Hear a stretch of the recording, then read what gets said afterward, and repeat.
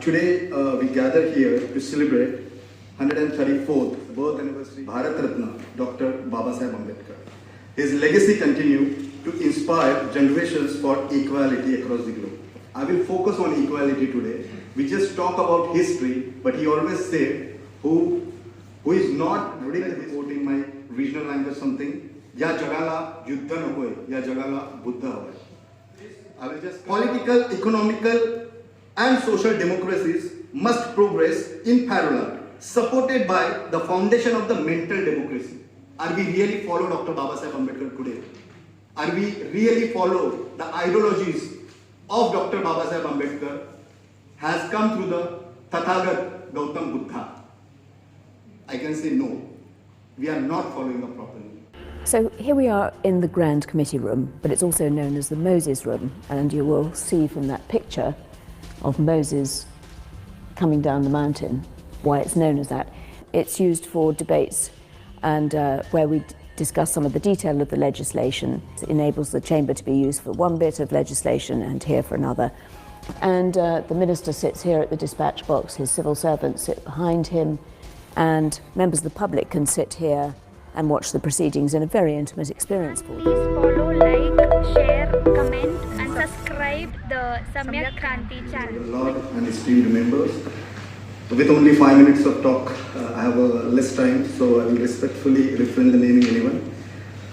Today we gather here to celebrate 134th birth anniversary of Param Pujya Bodhisattva Bharat Ratna, Dr. Babasaheb Ambedkar. His legacy continues to inspire generations for equality across the globe.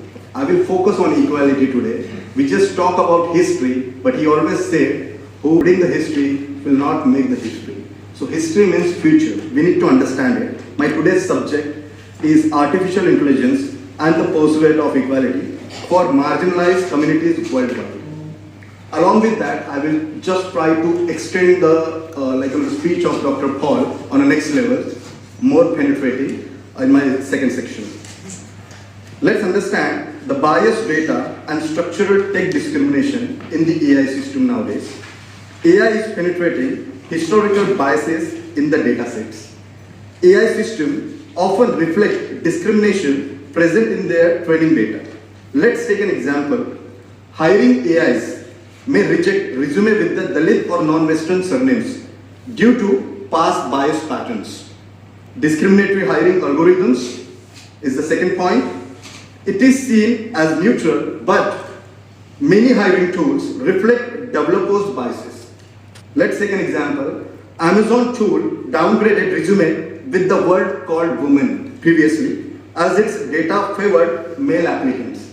Eventually, they have discontinued this particular operations.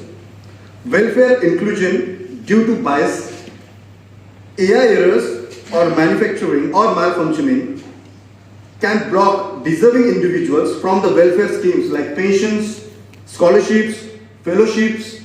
This kind of a lot of schemes can be neglected for them. Let's take an example. A widow may be denied a pension if misclassified, or trans excluded from the job schemes due to the gender data mismatch. We need to understand how the AI is playing nowadays. AI is big or the person, the woman is big. We need to understand the Babasaheb was not only the Dalit leader, he was India's leader, he was world's top economist. We need to understand the today's conditions, the today's tension between the India and the neighboring countries. I would like to highlight those all in my my study or my research. If you can look at the 4% of a certain group of a religious group, I can say, back to India is around 4%, and they are just manipulating a lot of things across the India, basically across the country. Now let's take an example of the US, where the 2.3% of some religious group is the wealthiest group across the world, is creating a lot of different kind of the manipulation across the globe. We need to understand. I would like to give some examples. Larry Ellison, Oracle Corporation, Mr. Mark Zuckerberg, Larry Page, Sergey Brin, Steve Ballmer, Michael Dell, and Michael Bloomberg. starting the net worth from 230.7 billion USDs until 104 billion USDs. That much wealth they people having. And they are the big tech giants right now. They are the big tech giants and they are coming from a certain background or certain religion. So we need to understand how the AI is playing nowadays across the globe. I'm always wondering when the US military active when the recession or economic crisis coming in the USA. Let's take an example of World War II, 1939 to 1945, Black Thursday, Korean War, 1950 to 1953, economical crisis, Vietnam War, 1955 to 1975, Nixon effects, Gulf War, 1990 to 1991, petrodollar, Iraq War, 2003 to 2011, Lehman Brothers, and recent 3 incidents, Israel and the Palestine, basically started on the war side on October 7, 2023, where the US has penetrated, or US military has penetrated their business, weaponry business, towards to Cyprus, Egypt, Lebanon, UAE and Saudi Arabia, which are the nearest country towards to the Israel. The Ukraine war 2022 still present, Netherlands, Germany, Lithuania, Romania and Belarus, again nearer countries to the Ukraine. So always I'm thinking by my research, always the guns on other shoulder and the guns are shooting from other shoulders to build your particular economy.